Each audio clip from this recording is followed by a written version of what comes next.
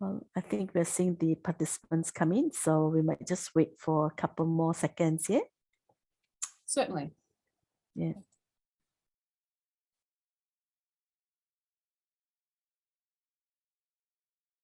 Okay, they're all coming in slowly.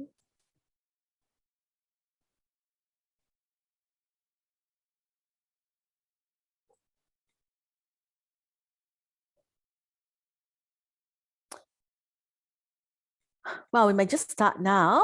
Hi, good morning, good day, everyone, and greetings from Melbourne, Australia. So thank you for attending our session this evening. I'm Eileen Chua, the Associate Director for Future Citizens with the Faculty of Medicine, Dentistry and Health Sciences. And we're really excited to have with us Associate Professor Fiona Dobson, who's the Deputy Head of the Department of Physiotherapy. And she's going to give you a sneak peek into the newly designed Doctor of Physiotherapy at the University of Melbourne. And Fiona will also be available after the session to answer your questions till about 7 p.m. your time. So anyway, without further ado, let's start the session. So Fiona, thank you for coming. And we are really excited to find out why the Department of Physiotherapy at the university has decided on a refresh of the Doctor of Physiotherapy program. Thanks, Eileen, and thanks for inviting me to come. I'm really excited to be here and to reach out to potential students. So the Doctor of Physiotherapy is already a great program, but we've had 10 intakes into this program so far. So it is really ready for a refresh to ensure it's contemporary with our current healthcare climate. So within the program, we're going to keep the best of the best, which is quite a lot, but we're going to refresh the rest. So making sure we adhere to our refresh will provide contemporary physio practice. It will provide some flexibility, particularly around clinical placements. There'll be better course progression, and importantly, there'll be more student choice. And finally, we're going to also introduce some new subjects into the program. But overall, the refresh is really founded on our own teaching philosophy around the students' identities. So we think of the student as them themselves, then as practitioners, and then of advocates for the physiotherapy profession. Well, thank you, Fiona. And, we're really excited to find out about some of these exciting features included in this new curriculum. Would you be able to tell us more? Yeah, so I mentioned we've got a couple of new subjects. So we're increasing a very signposted subject called strength and conditioning because we use this a lot in our physiotherapy practice. It's a core of our treatment modalities. We're also introducing a new subject, which is very important in this current climate, around the innovations in digital health.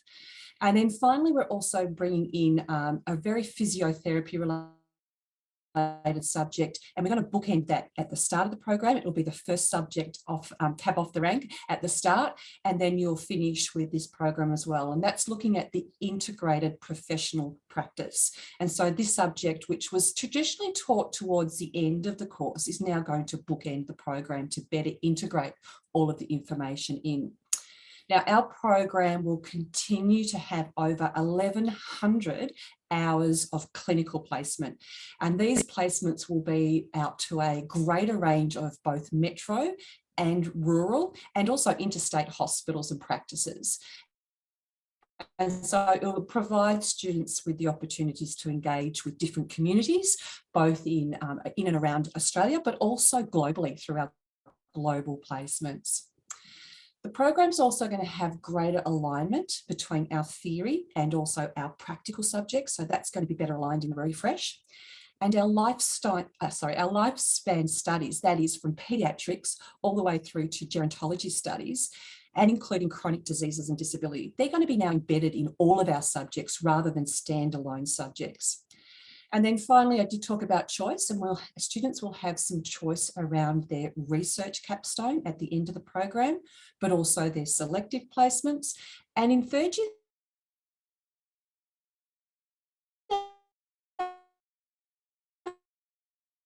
they'll get to sort of pick and choose. So we'll have some exciting new units coming in around private practice, around acute care, women's health, and also advanced rehabilitation. So you really get to choose and pick your own experience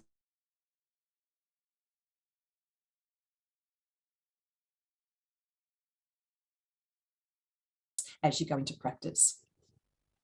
Yeah. Like we cut off a little bit earlier on. And we might have missed actually the last bit of what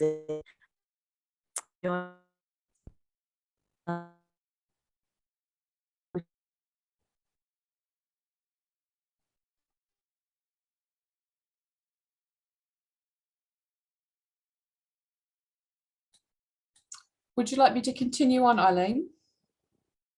yeah, I think there's a bit of an internet lagging in the system. Yeah. So maybe you'll be able to tell us, how does this DPT program actually support our students to become better practitioners? Yeah. So I think with our program, we are very, very fortunate to have exceptional clinical partners. So we have access to some of the best teaching hospitals in Melbourne. They are very close to where we are positioned, and many of them are within walking distance as well. And our practitioners. I mentioned that we have over 1,100 clinical placement hours. This is a lot more than some of the other programs around in Victoria and also across Australia as well. And we do have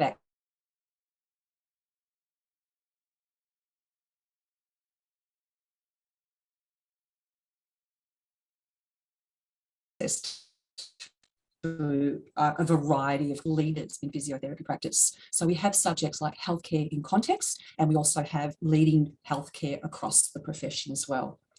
And then finally, I really have to give a shout out to our staff. We have access to some of the topics. So you'll be learning from educators that are still practicing in contemporary physiotherapy, and many are research experts across a variety of speciality areas. So all of the educators are either practicing in current contemporary physio or are researching into the area that you'll be learning about. So it maintains that real contemporary nature of the curriculum. Thanks, Eileen. All right, thank you. Can I put you on the spot by asking whether you can actually describe for us typically what a day is like for a physiotherapy student? So the day is quite busy for a physiotherapy student. There is a lot of activity that goes on in a day. Now, as you can imagine, through the pandemic, we've had lots of changes to the way that we actually teach. And these are really being seen as opportunities for the students. So we will be combining some of what we've learned over the last 2 years and combining that into, there will be some online activities where large lectures will either be recorded, and then you'll have access to the actual lecturer in a Q&A type session, or they could be live lectures through an online platform. There are also smaller group tutorials and workshops where students will come into the actual buildings, the physical buildings, and work with their peers in smaller group activities. And then a lot of our program is really built around the practical hands-on element. So this forms a big part of our program, where you'll come in with a group of students and practice all those physical skills. So that sort of happens in first year, and then there'll be some theory subjects around that. And again, the way that they're delivered will be a little bit more refreshed going forward, because we're blending this hybrid of a bit of online and a lot of hands-on, and blending that together. So you become a real strong cohort. You mix well with your peers, and you get to know everyone in your year level and also everyone in the other year levels as well. As we go on through the program, students then are really immersing themselves in more clinical placements. So they're getting out into the community, they're working in either hospital or private practitioner environments and really immersing themselves in that environment. And then in third year, there's more clinical experience, but we all come back together and work on those selective placements and your research capstones. But what we do find within the program, particularly with the international students, is that we really have this really nice feeling of being together, and you know, students will know everyone in their cohort, and most students will know other cohorts as well. So it really is a community type of experience. Oh, fantastic. That sounds really good. And you know, I even heard of students who actually marry each other because of being classmates, you know. And yeah, so how portable is a career in physiotherapy? How portable? Was that the question? Yes, that's right. Very portable. So first of all, I must say that you know, it's almost unheard of any graduate not being able to get a job once they graduate. It's a very high conversion rate to employment because we are training you to be ready for entry to practice. So you're ready to go. Registered, ready to go. How portable? In terms of portable back overseas, is that what you're referring to, or just yeah? So there are each you know, each country will have their own regulations and guidelines. Our program does have in mind that you know, some people, particularly coming from Canada, will want to go back and practice in Canada, and so the program contains all the necessary elements that are required. But again, that is a process that has governance within the home country. So they will look at the program and be able to accredit that course. So we have that in mind, and we have built all of that in mind. And they range from things such as the clinical hours. We certainly we're well above the expected clinical hours, and some of the content analysis and different outcome measures. So, you know, we're keeping abreast with what other country requirements are and making sure that they're contained within our program as well, to make that portability really easy. In terms of portability about careers, you know, physiotherapists work in such a diverse area. So not all graduates decide to go and be clinicians or practitioners. Some of them go into research, some of them go into education, some of them go into government policy, an explosion of opportunities once you graduate as a physiotherapist. Yeah, thank you, Fiona. That's really good. We've got a question from one of the students here, was asking, for those interested in sports medicine, what does Melbourne offer in terms of placements in that area, such as like sports teams, sports clinics, etc.? Yeah, so we actually have a research body attached to the physiotherapy department, and it's the Centre of Exercise and Sports Medicine. So there's a lot of research going on in that field right now. So top researchers in the area. We actually have a sports and manual therapy subject, so it is geared towards that. The university itself has some amazing opportunities, extracurricular opportunities around sporting clubs, rowing clubs. We've got a world-class gymnasium. We've got an Olympic-sized pool. So there's a lot of activity within the university more broadly as well. And many of our students do get involved in those type of activities.